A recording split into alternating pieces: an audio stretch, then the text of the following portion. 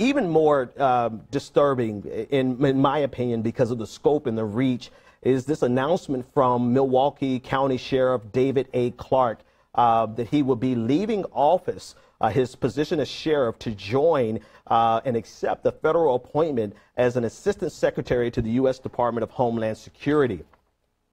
He said in an interview on the Vicki McKenna's radio show, he said, I'm looking forward to joining that team. And he announced this on today on WISN AM 1130 in Milwaukee.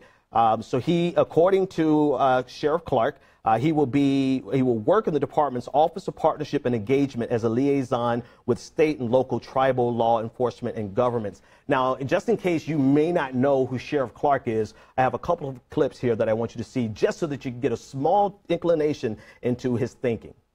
Go ahead.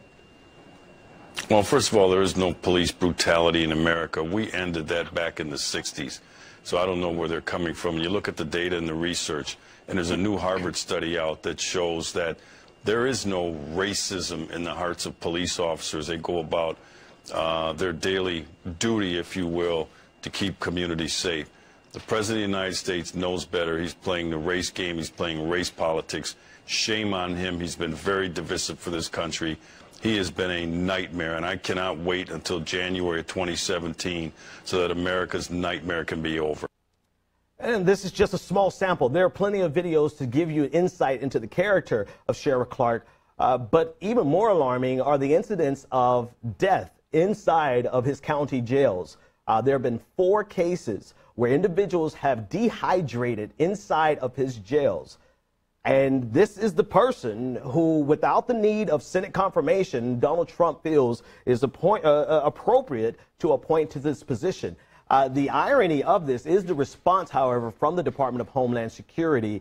You can see that on your screen. They said in a tweet this afternoon that senior positions are announced when made by official by the secretary. No such announcements with regard to the Office of Public Engagement has been made. And so it may be a case of Sheriff Clarke jumping the gun. If you've had any experience with his political commentary, any experience with his speech, if you've read anything about him, we can only hope that him jumping the gun would undermine him getting this position, because he is a zealot by every definition of the word. And it would put people in a very dangerous situation to have an ideologue of this caliber serving in the Department of Homeland Security. There are enough investigations happening around him to suggest that he's not qualified for this position. However, this is where we are. This is where we are, where news that should be headline news, news that should be at the top of the hour, has been moved down to the end of the hour because of the incessant madness that we experience in this Donald Trump administration. Glenn alluded to it. We're tired. We are absolutely tired. I think commentators, journalists, politicians, people working. I mean, think about the people who are working in these positions. Everybody has to be experiencing a level of fatigue that they did not expect when Donald Trump took the oath of office on January 20th. But here we are. Here we are with so many stories that we cannot even keep up with them. Breaking news. Every day at 5 o'clock this week, we have had major breaking news. And it seems as though we simply cannot keep up. But the reality of it is that we absolutely must keep up, and we cannot get too tired to continue fighting, because even if they do impeach Donald Trump, we have to fight against Mike Pence. And I know people are saying, well, we can get rid of Mike Pence. I'm not holding on to that. We have to be ready to fight this agenda, this onslaught that is coming, not only just from the Republican Party, but from the institutions and the establishment that made Donald Trump possible.